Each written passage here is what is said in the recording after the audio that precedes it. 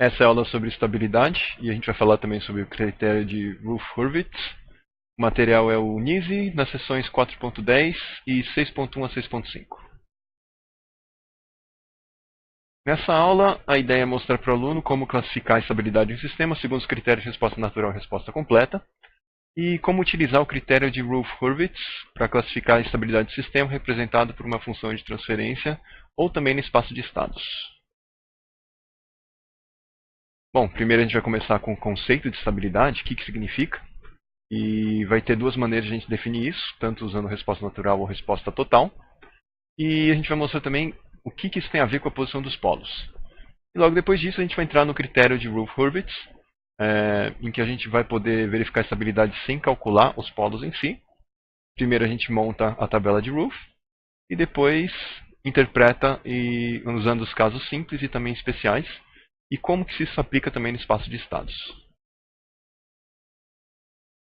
A estabilidade do sistema está relacionada à resposta desse sistema ser limitada para entradas limitadas. Isso é importante para o projeto, porque sistemas instáveis não permitem que você faça esse projeto com respostas transientes ou em regime permanente que sejam específicas do jeito que você quer. E respostas ilimitadas, por exemplo, podem ser um deslocamento muito grande. Dá para ver que fisicamente pode causar danos ao sistema, mas também não só isso, as pessoas também que estão nas proximidades. Para evitar isso, tem muitos projetos que usam um limitador, como um fim de curso, que evita com que o seu mecanismo se mova além de uma faixa segura. E isso assim evita acidentes e quebra catastrófica do seu sistema. A estabilidade também está relacionada à posição dos polos, mas obter os polos pode ser custoso. Por mais que você tenha a sua função de transferência, você teria que calcular as raízes do denominador. Certo? Então, isso aqui pode ser um problema um tanto quanto complicado, dependendo do número de polos que você tem. Para esses casos, a gente tem o critério de Routh-Hurwitz, em que você pode determinar só a posição dos polos no plano S, e a partir daí você consegue estimar a estabilidade. Você não precisa calcular as raízes do denominador necessariamente.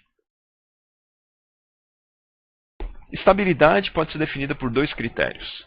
Um usando a resposta natural, vendo qual a tendência dessa resposta natural para tempo indo para o infinito, ou então usando a resposta total. Usando a resposta natural para tempo indo para o infinito, considerando também sistema linear invariante no tempo, ele é estável quando essa resposta natural tende a zero no infinito. E é instável quando ela vai para o infinito. Ela também pode ser marginalmente estável, em que essa resposta natural não vai sumir com o tempo, mas ela também não vai para o infinito. Então ela vai ficar numa constante que não é zero, ou então vai ficar oscilando. Usando a resposta total, é uma alternativa interessante porque às vezes é difícil você separar o que é a resposta natural e o que é a resposta forçada. Então nesse caso aqui a gente usa o critério de Bounded Input, Bounded Output. Isso aí significa que vai ser estável se toda entrada limitada vai resultar em uma saída limitada. E vai ser instável se alguma entrada limitada vai resultar em uma saída ilimitada. Bom, então o que isso tem a ver com a posição dos polos? Vamos observar aqui qual que seria isso aplicado ao critério de resposta natural indo para tempo infinito. Vai ser estável se eu tenho polos apenas do lado esquerdo do plano S, certo? Ou seja, os meus polos do sistema têm apenas parte real negativa. Vai ser instável se pelo menos um desses polos está no lado direito do plano S. Ou seja, se pelo menos um deles vai ter a parte real positiva ou vou ter um polo de multiplicidade maior do que um no eixo imaginário. Certo? O que significa no eixo imaginário? Eu tenho uma resposta oscilante. Certo? Então, nesse caso aqui, se eu tiver uma multiplicidade maior do que 1, não vai ser só oscilante, ela vai ser uma oscilante que vai para o infinito. Tá? E marginalmente estável é quando eu tenho polos apenas no eixo imaginário, sem parte real, certo? Com a parte real igual a 0, com multiplicidade igual a 1, e no lado esquerdo do plano S. Tá? Não vou ter nada no meu lado direito, e nem multiplicidade maior do que 1. Observando então a resposta para um degrau unitário, ela vai ser estável, como a gente viu, apenas se tem polos no lado esquerdo do plano S. Certo? Ou seja, com a parte real negativa. O que isso significa? Esses polos no lado esquerdo do plano S, vai ser equivalente ao ter o quê? Uma fração parcial da sua função de transferência de 1 sobre S mais A, nesse formato, certo?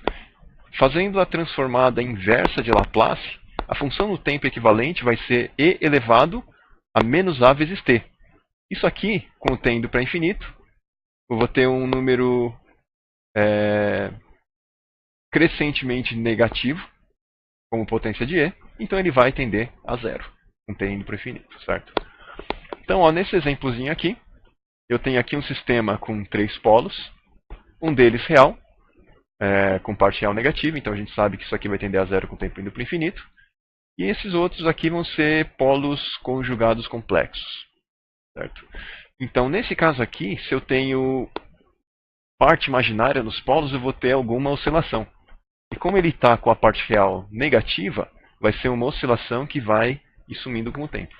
E no infinito, ele vai acabar sendo zero, tá bom? Então essa aqui vai ser a resposta que você vai ter desse sistema.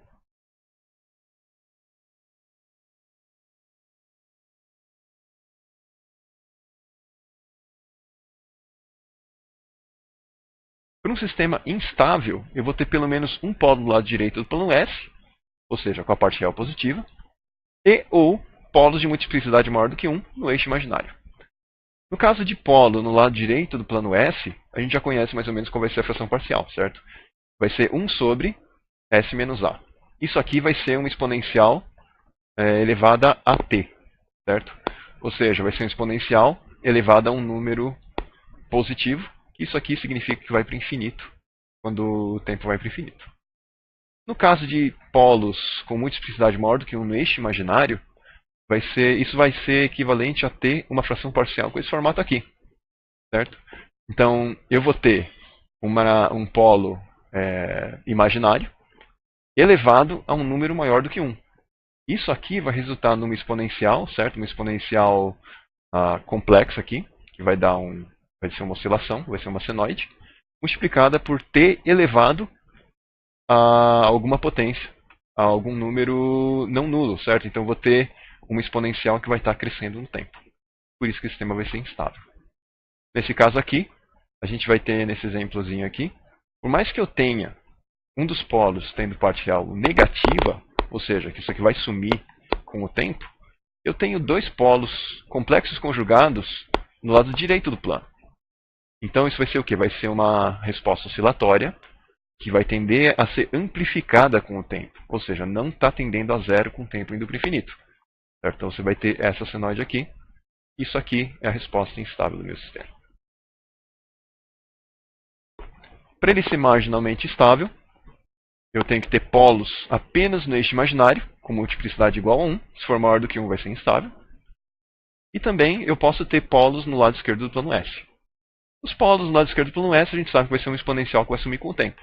Agora, o que vai estar apenas no eixo imaginário vai ser uma fração parcial com essa cara aqui, certo? Então, ômega sobre s quadrado mais ômega quadrado, a transformada inversa de Laplace vai me dar uma senoide. Essa senoide aqui não vai sumir com o tempo, certo? Vai ser uma senoide que não vai ter nenhuma atenuação e nenhuma amplificação. Então, ele não está tendendo a zero e também não está tendendo a infinito. Então, nesse caso aqui, ele vai ser marginalmente estável, certo? Com o critério de Routh-Hurwitz, a gente consegue ter as informações da estabilidade do meu sistema sem calcular os polos. Se eu calcular os polos, eu sei se ele está no lado esquerdo ou no lado direito, então eu já digo. Se ele tem parte real positiva ou negativa, eu já falo se ele é estável ou instável, certo? Com esse método aqui, eu não preciso calcular os polos, mas eu já tenho esse tipo de informação. Eu sei um número de polos no lado direito, no esquerdo ou no eixo imaginário, e com isso eu consigo concluir sobre a estabilidade do meu sistema. Isso aqui é interessante nos dias de hoje, mesmo tendo muitos métodos a gente calcular os polos computacionalmente eficientes. É importante saber esse método porque você pode usar isso aqui para projetar o sistema. Então, ao invés de simplesmente você saber de um sistema já feito se ele é estável ou instável, eu posso colocar um parâmetro no meu sistema, deixar em aberto o parâmetro, e com isso obter quais são as faixas de valores para esses parâmetros para que o sistema seja estável. Então, para usar esse critério, eu primeiro preciso construir a tabela de Routh. E com isso eu vou usar os coeficientes do polinômio denominador. E depois eu interpreto os dados que eu coloquei nessa tabela. E assim eu sei o número de polos em cada uma das partes do nosso plano S. Lado esquerdo, direito ou no eixo imaginário. Para construir a tabela de Routh, primeiro eu tenho que escrever os rótulos das linhas, começando com a maior potência de S. Eu vou decrementando essa potência nas linhas abaixo até que eu chegue no S elevado a zero. Depois eu preencho as colunas da primeira e da segunda linha. Eu começo com o coeficiente da potência do S do rótulo, certo? Então a primeira linha eu vou ter S a quarta. E para as colunas mais à direita, eu vou usar o coeficiente das potências que são decrementadas de 2 em 2. Ou seja, vão ser sempre as potências pares ou ímpares do meu denominador. Então na primeira linha, eu vou ter um S a quarta aqui. Então a primeira coluna mais próxima do rótulo, eu coloco o meu coeficiente do S a quarta, que é a 4. A coluna à direita, agora eu coloco o que está multiplicando o S ao quadrado, certo? Decrementado de 2 em 2. Ou seja, a próxima potência par abaixo de S a quarta é S ao quadrado. Então, eu coloco A2, a coluna logo à direita. Eu tenho também a potência S elevado a zero, certo? Então, vai ser o A0, vai ser colocado na coluna seguinte. Na segunda linha, eu tenho a potência S ao cubo. Então, eu vou colocar na primeira coluna o que está multiplicando S ao cubo, A3. Então, pulando um termo, indo para o que está multiplicando S, ou seja, eu passo do S ao cubo para o S elevado a 1, eu vou ter o meu coeficiente a 1. Eu vou colocar então isso aqui na coluna direita. O próximo seria S elevado a menos 1, mas isso não tem, isso a gente para no zero, certo? Então, como não tem mais nada, eu completo com zero.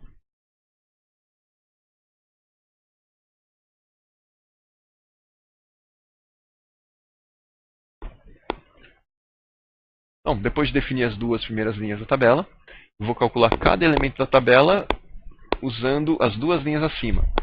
Fazendo o quê? Um determinante negativo de uma matriz que é definida, tendo a primeira coluna como a primeira coluna das duas linhas acima, e a segunda coluna sendo formada pela coluna imediatamente à direita, certo? E depois disso eu divido pelo elemento da primeira coluna na linha imediatamente acima, ou seja, a segunda linha da primeira coluna. Ok? Então, como exemplo aqui, vamos calcular esse elemento B1 da tabela.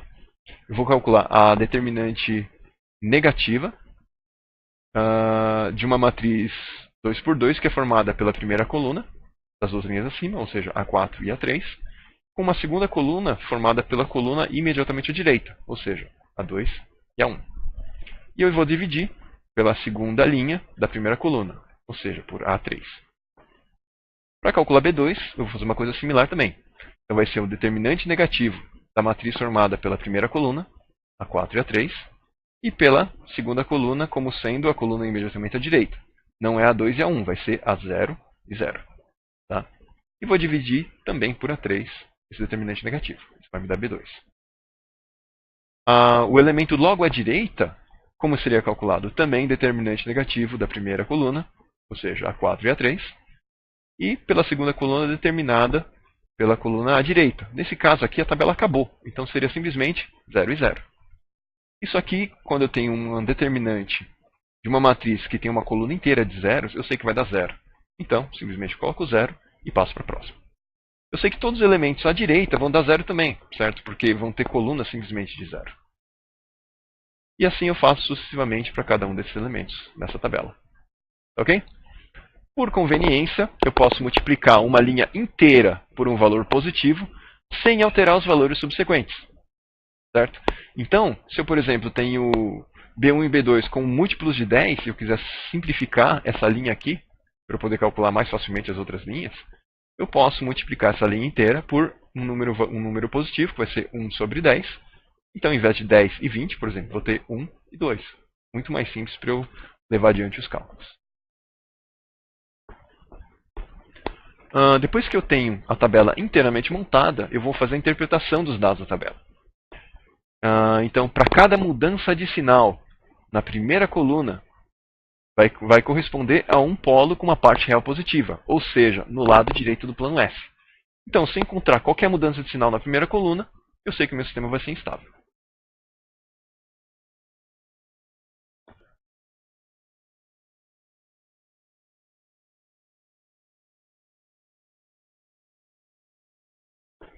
O exemplo 6.1 é para construir a tabela de Routh e ver a posição dos polos para esse sistema que tem uma retroalimentação. A função de transferência equivalente vai ser essa aqui, e o denominador vai ter uma potência máxima de S ao cubo. Então, como primeiro passo, vou construir aqui, vou escrever a primeira coluna, que vai ser a coluna dos rótulos, e eu começo com a maior potência de S, que vai ser S ao cubo. Então, S ao cubo, S ao quadrado, S a primeira e S a zero. Depois eu escrevo as duas primeiras linhas dessa tabela. A primeira linha tem rótulo S ao cubo. Então, eu vou usar os coeficientes das potências ímpares de S, certo? Em sequência. Então, vou começar com 1, que multiplica S ao cubo. Depois, 31, que multiplica S. E depois, acabou, certo? Não tem mais nada aqui, então é zero. A segunda linha começa com S ao quadrado. Então, eu vou usar os coeficientes das potências pares de S. Então, vai começar no S ao quadrado, que é 10, e 1030. E depois é zero, porque acabou. Depois eu vou construir agora os outros elementos da minha tabela, vou calcular os outros elementos, começando na linha S elevado a 1. Esse primeiro elemento vai ser calculado usando o determinante negativo da primeira coluna, das duas linhas acima, que vai ser 1 e 1, com a segunda coluna definida pela coluna mais à direita, certo? Imediatamente à direita, que vai ser 31, 103. E eu vou dividir pela segunda linha da primeira coluna, ou seja, por 1. Então isso aqui vai dar menos 72. O elemento imediatamente à direita vai ser também construído de uma maneira similar. Vai ser o determinante negativo da primeira coluna, 1 e 1, e segunda coluna pela imediatamente à direita, que é 0 e 0. Então eu sei que, como eu tenho uma coluna de zeros, o determinante negativo vai ser 0, certo? E assim por diante. O resto, mais à direita, também vai ter colunas de zeros, então o determinante vai ser 0. Para a quarta linha, S elevado a 0, eu vou fazer o determinante negativo também das duas linhas acima. Então vai ser, primeira coluna, 1 menos 72. Segunda coluna, imediatamente à direita, 103 e 0. Vou dividir pela segunda linha da primeira coluna, que é menos 72. Isso vai dar 103. Elemento à direita vai ser o determinante negativo também da primeira coluna, 1 menos 72. E vai ter também uma coluna de zeros. Então, aqui eu encerro. Eu sei que aqui vai dar um determinante negativo de 0. Então, acabou. Então, aqui, agora, para interpretar essa tabela, eu vou usar apenas a primeira coluna. E vou observar o quê? A mudança de sinal. Então, positivo, positivo, negativo. Uma mudança de sinal. Positivo, duas mudanças de sinal. Duas mudanças de sinal significam dois polos no lado direito do plano S. Tá? Então, o meu sistema vai ser instável. Como eu tenho potência máxima de cubo, S ao cubo, certo? Então eu vou ter 3 raízes, ou seja, 3 polos nesse sistema. Então eu sei que 2 deles vão estar no lado direito, então o que sobrou vai estar no lado esquerdo. Bom, esse foi o caso mais simples de construção da tabela de Routh. Os outros casos especiais são quando eu tenho um zero na primeira coluna, certo? Qual é o problema disso aqui? Eu não vou conseguir construir a próxima linha. Porque eu tenho que dividir pelo elemento na primeira coluna, na linha imediatamente acima. Ou seja, eu vou ter que dividir por 0. Então não posso prosseguir com isso. Um caso um pouco mais dramático é quando tem a linha inteira de zeros. Nesse caso aqui eu também não vou conseguir. Eu tenho 0 também na primeira coluna, certo? Mas nesse caso aqui, isso vai acontecer quando aparece um polinômio que tem apenas potências pares ou ímpares. Ou seja, vai ser um polinômio par ou ímpar. E ele vai ser um fator do polinômio original. Tá? Quando tem uma linha inteira de zeros, é isso aqui que está por trás. E eu só vou poder ter polos no eixo imaginário do meu sistema quando eu encontro uma linha inteira de zeros. Tá? Caso contrário, vai estar simplesmente no lado direito ou no lado esquerdo do meu plano S. Vamos ver primeiro o caso de 0 na primeira coluna. Tem duas maneiras de resolver. Primeiro, eu substituo esse 0 por um número infinitesimal. E eu assumo que tem um sinal conhecido, certo? É um número infinitesimal, então eu posso dizer que é um número 0 sendo aproximado pelo lado positivo ou pelo lado negativo. Tanto faz, eu posso usar qualquer um deles. O resultado vai ser o mesmo. E a outra maneira é eu substituir esse polinômio por outro com raízes recíprocas. O que são raízes recíprocas? São raízes que são a inversa das outras raízes originais, certo? Ou seja, se uma das raízes é 2, a raiz recíproca vai ser 1 sobre 2, vai ser meio, certo? Então, nesse caso, as raízes recíprocas vão se manter nas mesmas regiões do plano S. Então, eu vou conseguir usar um polinômio diferente e vai manter todas as regiões que eu tinha anteriormente, certo? E esse polinômio alternativo pode não apresentar o zero na primeira coluna. Isso é bom para mim, certo? Isso é muito mais fácil de implementar do que usar um número infinitesimal, porque eu simplesmente pego o meu polinômio original e escrevo os coeficientes na ordem reversa. Tá? Isso aparentemente é o suficiente para você ter um polinômio que tem as raízes recíprocas. E isso aqui eu vou mostrar mais para frente por quê. Bom, a primeira maneira é substituir o zero por um número infinitesimal. Aqui vou chamar de epsilon. Tá? E eu assumo que seja um número zero, infinitesimal, certo? O número infinitesimal se aproximando de zero, pelo lado positivo ou negativo. A escolha não afeta o resultado final, mas eu posso ter expressões extremamente complexas, ou seja, pode ser bem complicado implementar esse negócio. Bom, vamos ver o exemplo 6.2. Eu tenho aqui o meu sisteminha que tem um denominador com potência máxima de 5, certo? Então, escrevendo a tabela, eu começo com o rótulo S à quinta e vou até S a 0. As primeiras duas linhas vão ser, primeira, aqui tem potência S à quinta, então vai ser o polinômio ímpar, certo? O polinômio que está com as coeficientes das potências ímpares de S. Então vai ser 1, 3, 5 e acabou, certo? A segunda linha vai ser S à quarta. Então eu vou pegar os coeficientes que começam em S à quarta e vou seguindo as potências pares. Então vai ser 2, 6, que multiplica S ao quadrado, e 3, que multiplica S a 0. Depois, calculando o resto aqui, a terceira linha. Essa terceira linha aqui vai começar com 0, certo? Que vai ser o quê? O determinante negativo de 1, 2 e 3, 6. Certo? Então, como eu vejo aqui que essa coluna é um múltiplo da outra, eu sei que esse negócio aqui vai dar um determinante 0. Certo? Então vai ser 0 aqui. Mas como eu não gosto desse 0 aqui, eu preciso ter alguma coisa que não seja nula para poder dividir, eu coloco o meu epsilon aqui. Tá? E eu calculo os outros elementos. O elemento à direita vai ser 7 meios, depois 0. Então, o primeiro elemento da linha seguinte vai ser o quê? Vai ser o determinante negativo dessa primeira coluna, que é 2 e epsilon, com a segunda coluna definida por 6 e 7 meios. Certo? Eu vou dividir por epsilon. Então vai dar 6 epsilon menos 7. Certo? Escrevendo os outros elementos aqui, vai ser 3 e 0. O elemento da quinta linha aqui, que vai ser essa primeira, vai começar a ficar bem mais complicado, certo? Que vai ser o determinante do quê? De epsilon, 6 epsilon menos 7 sobre epsilon, com a segunda coluna dada por 7 meios e 3. Então, esse negócio todo aqui vai ser meio complicado, certo? E vou dividir por 6 epsilon menos 7 dividido por epsilon. Então vai dar o quê?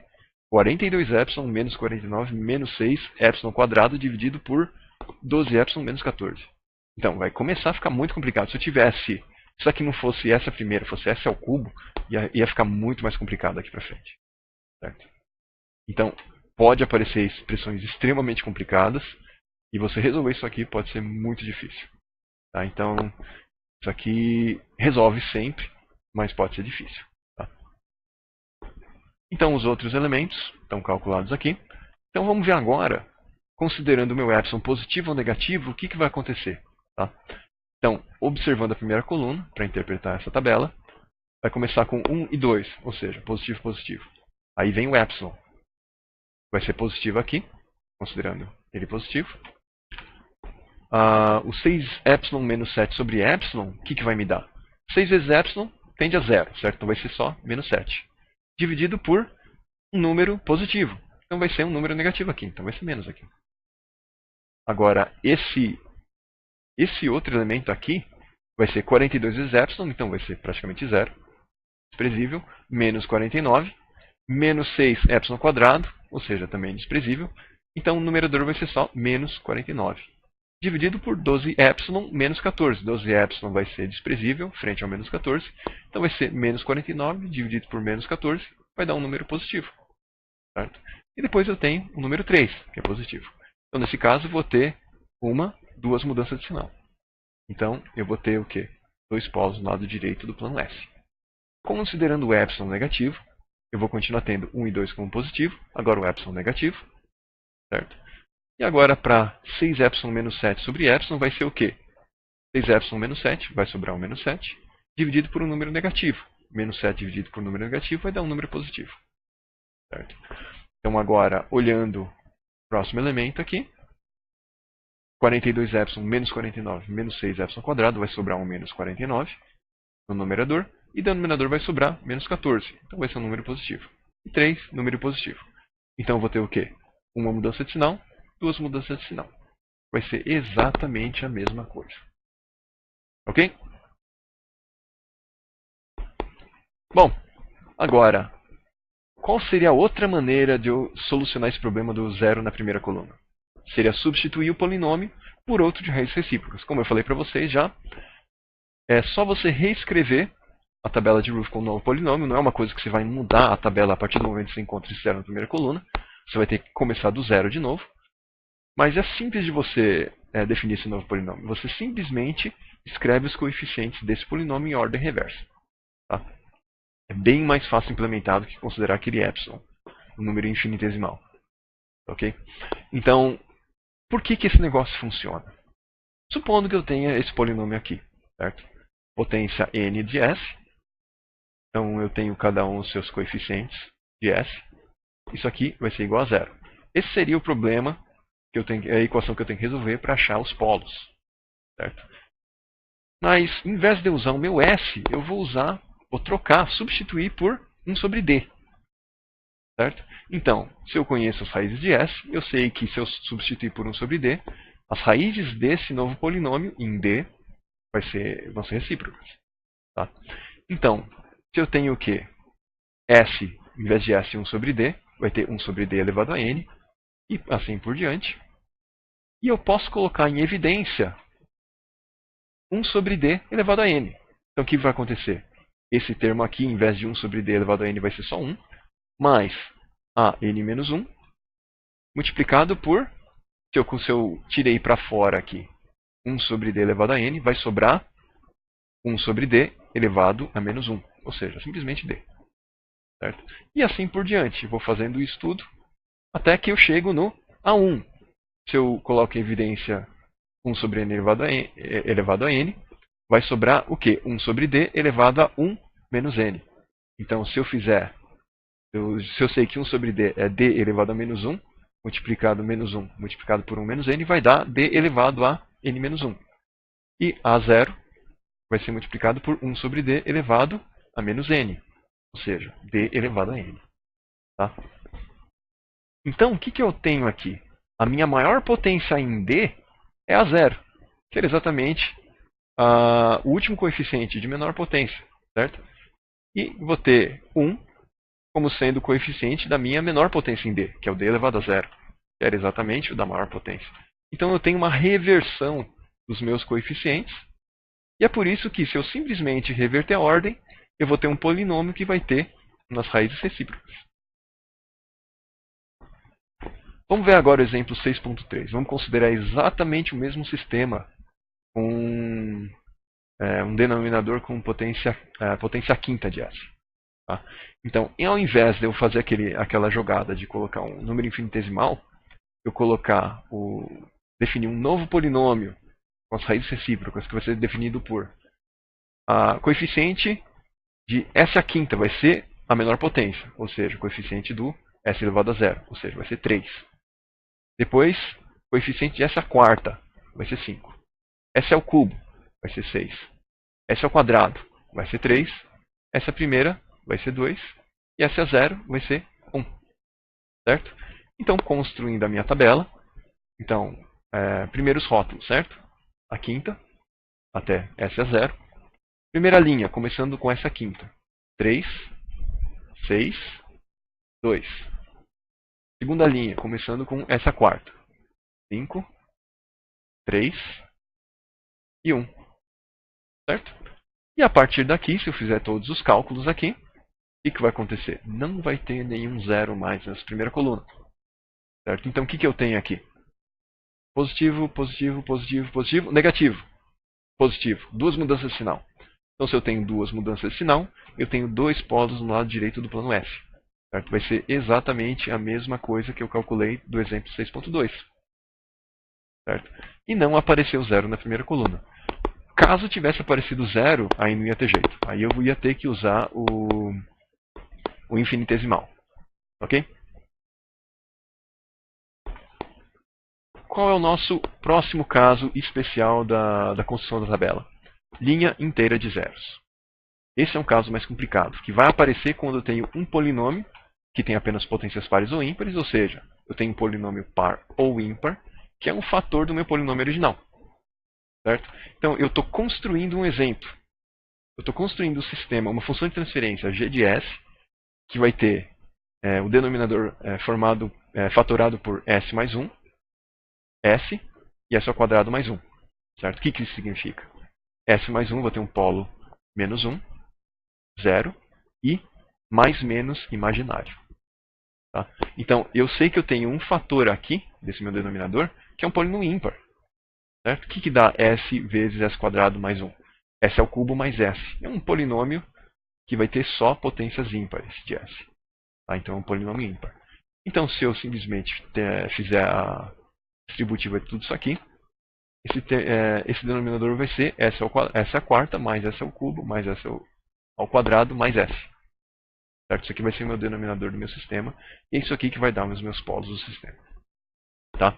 Então, construindo a tabela usando esse polinômio, então, começando com a maior potência, essa quarta, escrevo os rótulos. A quarta até essa zero. Primeira linha, essa quarta. Então, agora eu vou começar com o coeficiente de essa quarta e vou usando só as potências pares. Vai ser 1 e 1. Certo? Segunda linha, essa ao cubo. 1 e 1. Certo? Então, se eu fizer o determinante negativo da primeira coluna e segunda coluna, vai ser o quê? 1, 1, 1, 1. Isso aqui vai ser 1 menos 1, vai dar 0. Certo? Então, esse elemento aqui, primeira coluna deu 0. Vamos ver a segunda coluna, que vai ser o quê? A primeira coluna, 1 e 1, e a coluna imediatamente à direita, que é 0. Então vai dar 0 também. Então aqui eu vou ter, já na terceira linha, uma linha inteira de zeros. Tá? Então aqui eu já vou ter que fazer alguma coisa. Tá? Bom, essa linha de zeros que apareceu, certo? Ela está abaixo da linha que descreve o polinômio que é o fator do polinômio original. Certo? Então, se eu tenho aqui na minha tabela a linha de zeros na terceira linha, a linha imediatamente acima é a linha que contém o polinômio que está fatorando o meu polinômio original. Então, nesse caso, s é o cubo, e eu vou ter 1 e 1. Ou seja, é o polinômio com os coeficientes 1 e 1 para s ao cubo e s. Certo? Então, esse aqui é o polinômio que fatora, que eu já conheço exatamente porque eu construí o meu exemplo em torno disso. Certo? Bom, sabendo que eu vou ter um polinômio par ou ímpar fatorando o meu polinômio original, eu tenho que entender como esses polinômios são construídos, quais são as propriedades deles, para eu poder interpretar o resultado da tabela. Okay? Então, se eu tenho, por exemplo, no nosso caso aqui, um polinômio ímpar, certo? Polinômio ímpar é o polinômio em que eu tenho só potências ímpares de s, certo? Então, se eu tenho, por exemplo, nesse caso aqui, só s ao cubo mais s, eu sei que ele vai ser o produto de um polinômio par com uma potência ímpar de s. Então, se eu tenho um polinômio ímpar, eu sei que eu vou ter raízes nulas, ou seja, polos iguais a zero, multiplicados com um polinômio par. Tá? E um polinômio par possui raízes simétricas em relação à origem do plano S. Não é simétrico em relação a um eixo, é em relação a um ponto. Tá? Então, nesse caso aqui, eu tenho o quê? Um s quadrado mais 1. Se eu tenho um polinômio par s quadrado, eu tenho duas raízes, ou seja, dois polos. quais são as possíveis disposições.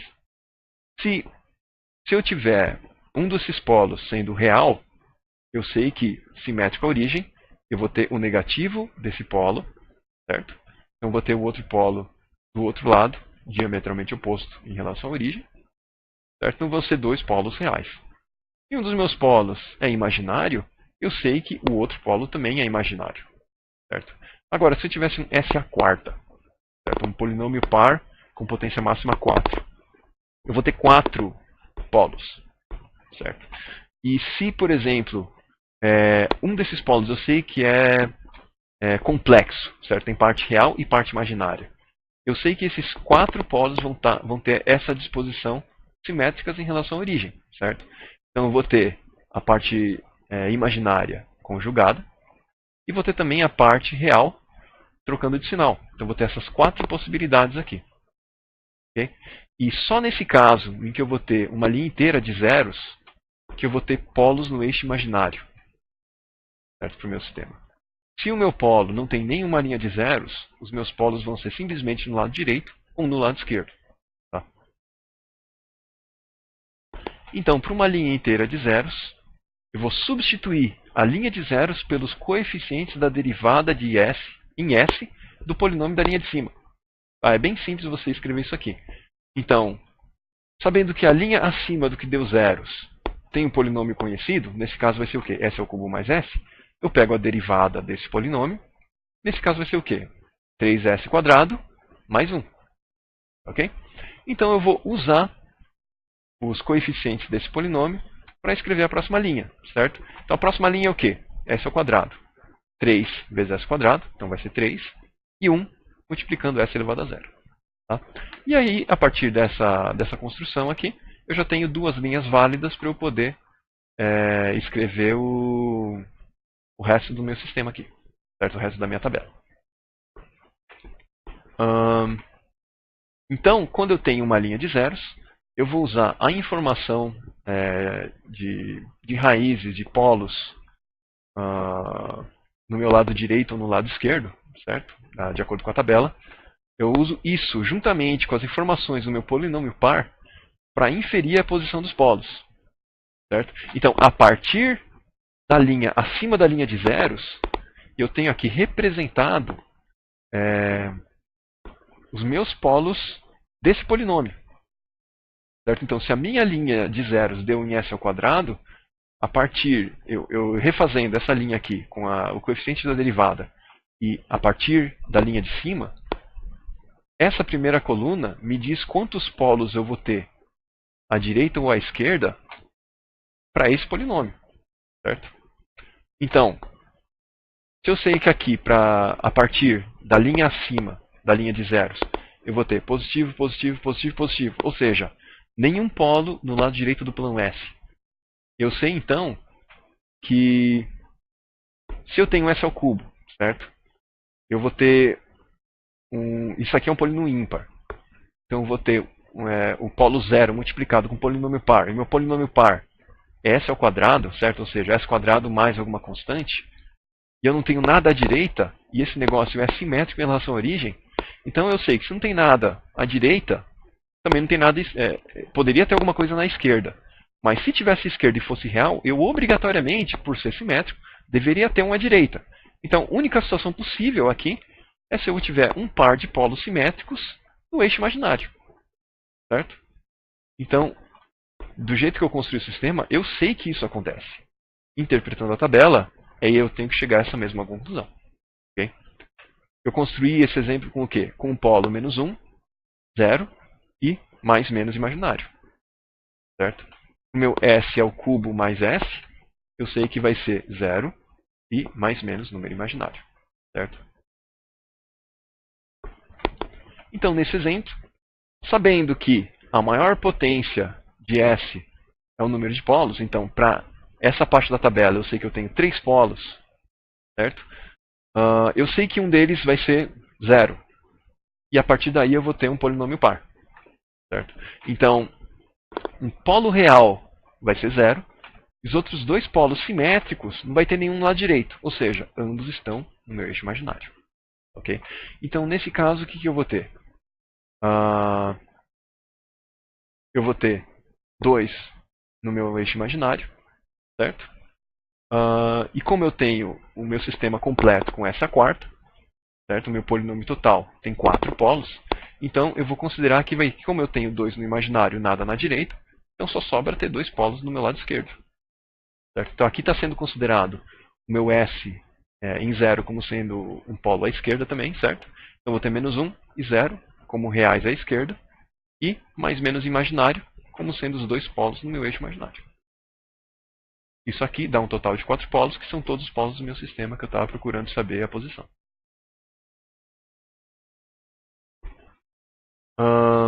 Então, se eu tenho uma linha inteira de zeros, o que eu conheço sobre a multiplicidade dos meus polos no meu eixo imaginário? Porque isso aqui vai impactar na instabilidade do sistema. Se eu tenho um polinômio que fatora o polinômio original, ele contém um polinômio par com potência de S igual a 2, então, e se eu tenho polos no meu eixo, eu sei que a multiplicidade vai ser igual a 1. Certo? Só tenho 2 polos. Então, se um deles tem algum número imaginário, o outro vai ser que tem um número imaginário conjugado. Certo? Então, esse aqui vai ser multiplicidade 1 e ele pode ser marginalmente estável. Tá? Agora, se eu tenho um polinômio par com potência de S maior ou igual a 4, tradicionalmente a gente não pode concluir sobre a multiplicidade. Ele pode ser multiplicidade 1, como pode ser mais do que 1. Tá? E eu sei que caso a multiplicidade seja maior do que 1, vai ser instável. E isso, na verdade, é a principal limitação desse critério de Routh-Hurwitz. Tá? Então, tradicionalmente, eu não posso concluir. Mas existe um artigo de 2013 que sugere uma interpretação para essa multiplicidade.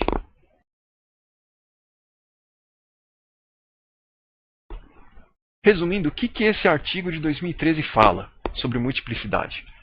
Se houver m linhas inteiras de zeros, existe pelo menos um par de polos simétricos com multiplicidade m.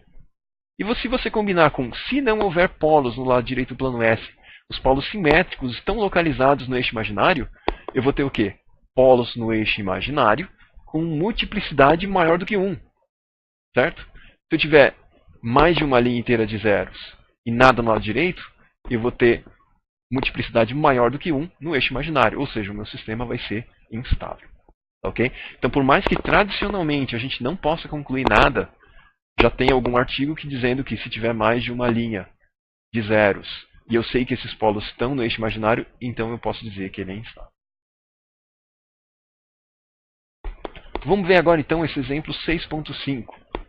Então, ele quer saber qual é a distribuição dos polos desse sistema. Esse aqui é um sistema bem complicado, certo? Então, S elevado a 8. Então, o meu denominador tem potência 8. Então, primeiro faço S a 8 até S a 0 como rótulo. E construindo essa tabela toda aqui. Então, primeira linha, S a 8. Começa com 1, coeficiente 1. 12, 39, 48 e 20. Segunda linha, essa é a sétima. Então, começa com coeficiente 1, segue 22, 59, 38 e acabou. 0. Certo? E a partir daí, vou construindo essa minha tabela, eventualmente multiplicando por 1/10, multiplicando por 1/20 também para simplificar as minhas linhas. Tá? Eu eventualmente vou chegar numa linha de zeros. Tá? Então, com essa linha de zeros, o que eu faço? Eu pego a linha imediatamente acima, que não foi 0. Então, eu sei que eu vou escrever os coeficientes da minha linha S ao cubo a partir dos coeficientes da derivada de S quadrado. Okay? Então, S quadrado, quais são os coeficientes? 1, 3 e 2. Então, meu polinômio dessa linha vai ser 1S a quarta mais 3S quadrado mais 2. S a 0, certo? Então, pegando a derivada disso aqui, vai ser 4S ao cubo mais 6S mais 0. Certo? Então, os coeficientes da linha S ao cubo vai ser o quê? 4, 6 e 0. Certo?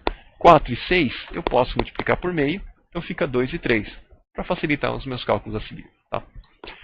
Então, eu continuo calculando o resto, e é isso aqui que eu vou ter no meu sistema. Ok? Então, o que eu vou ter aqui? Da linha S a quarta a S a 0, eu estou vendo quais são os polos posição dos polos para o meu polinômio par, certo? E essa é a quarta. Então, nesse caso aqui, eu vou ter o quê? Positivo, positivo, positivo, positivo. Nada. Nenhuma mudança de sinal. Então não tem nenhum polo no meu lado direito. Se eu tenho um polinômio par com nenhum polo no lado direito, eu sei que os meus polos são simétricos. Então tenho 4 polos no meu eixo imaginário. Ok? Segundo o artigo, como eu só tenho uma linha de zeros, então esses 4 polos vão ter uma multiplicidade de 1. Então eu não preciso me preocupar com instabilidade por causa disso. Tá? Então se eu tenho 4 polos no eixo imaginário, e esse aqui se refere só ao meu polinômio par, essa é a quarta, o que vem acima é o resto do polinômio. Certo? E no resto do polinômio eu tenho 1, 1, menos 1 e 1. Ou seja, eu tenho duas mudanças de sinal. Certo? Positivo, positivo, negativo, positivo. Então aqui eu tenho 2 polos no lado direito. Certo? Então, eu tenho com 2 polos no lado direito, 4 polos no eixo imaginário, tenho 6 polos. Eu tenho que ter um total de 8 polos. Então eu sei que restam 2 polos no meu lado esquerdo. Certo? Então, observando tudo isso aqui, pelo meu polinômio par, em resumo, eu vou ter 4 no eixo imaginário. O resto do meu polinômio, que tem ordem 4 também, certo? Que tem os outros 4 polos, eu vi que tem 2 no lado direito. Então tem que ter 2 no meu lado esquerdo. Então, no total, eu vou ter 2 no meu lado direito, 2 no meu lado esquerdo e 4 em cima do eixo imaginário. O critério de Routh-Hurwitz também pode ser usado para equações de espaço de estados. Como a gente já viu aqui, eu tenho a derivada das variáveis de estado, sendo definida pelas variáveis de estado e pelas entradas, certo? E você tem a saída também definida de uma maneira similar. Nesse caso aqui, os polos do sistema são os autovalores da matriz A. Então, a matriz A, sozinha, ela já vai guardar essa informação para você. Tá? Como é que eu chego, como é que eu consigo provar que isso é verdade? Pega aqui a função de transferência T, tá? Que seria a matriz que está relacionando a minha entrada com a minha saída. Certo? Então, T vai ser igual a C vezes a inversa de S vezes identidade menos A, vezes B mais D. Certo? Então, se eu colocar aqui explicitamente que a inversa dessa matriz é a matriz adjunta dividida pelo determinante e colocar em termos de um denominador comum para esses dois termos aqui, eu vou ter a minha função de transferência sendo igual a uma expressão no numerador e o determinante de S identidade menos A como sendo o denominador. E como eu tenho aqui uma expressão em S, se eu achar quais são os valores de S que zeram o denominador, eu vou ter os polos do meu sistema. Certo? Então a gente pode ver que esse determinante de S vezes identidade menos A, isso aqui sendo igual a zero, é a definição dos autovalores da matriz A, quando eu resolvo para S. Certo? Então esse é um problema facilmente resolvido numericamente. Tem vários algoritmos, várias maneiras para resolver isso aqui numericamente. Mas eu também posso determinar a estabilidade sem calcular os autovalores, que seriam os polos. Certo? Seria mais ou menos a mesma complexidade de você resolver uma equação para achar as raízes de um polinômio. Certo? Então, mas eu também posso, tendo esse polinômio determinado por essa expressão aqui, usar a tabela de Routh e procurar e ver qual que é a distribuição de polos no plano S. O exemplo 6.11 faz exatamente isso. Então, eu tenho esse sistema aqui, certo? No espaço de estados. Eu sei que a matriz A, se eu calcular os autovalores, eu consigo saber quais são os polos. Mas eu também posso pegar essa matriz A, calcular S vezes identidade menos A, S vezes identidade, menos a matriz A. Vai dar essa matriz aqui, que tem termos em S. Então, eu pego o determinante dessa matriz e me dá esse polinômio. O maior grau aqui vai ser S ao cubo. E pegando esse polinômio do denominador, eu coloco isso aqui na tabela de Routh. Então, seria o quê? Qual que é a maior potência? S ao cubo. Então eu escrevo rótulo, a coluna rótulo, então S ao cubo até S a zero. Primeira linha, começo com S ao cubo e pego todos os termos de potência ímpar. 1, menos 7. Segunda linha, S quadrado, menos 6 e menos 52. Posso dividir por 2 isso aqui, então posso multiplicar por meio essa linha toda. E vai dar menos 3, menos 26. E fazendo os outros cálculos, como a gente já viu anteriormente, vai ser menos 1, 0 e menos 26. Analisando aqui essa distribuição de sinais aqui, essas mudanças de sinais, eu vou ter positivo para negativo e depois só negativo. Então tenho uma mudança de sinal. Então eu tenho um polo no lado direito. Sabendo que isso aqui a maior potência é S ao cubo, então eu tenho 3 polos nesse sistema, e um deles está na direita, não tenho linha de zeros, então eu sei que vai ser 2 polos no lado esquerdo. Certo? Então era mais ou menos isso que tinha para a aula de hoje. Qualquer dúvida, entre em contato.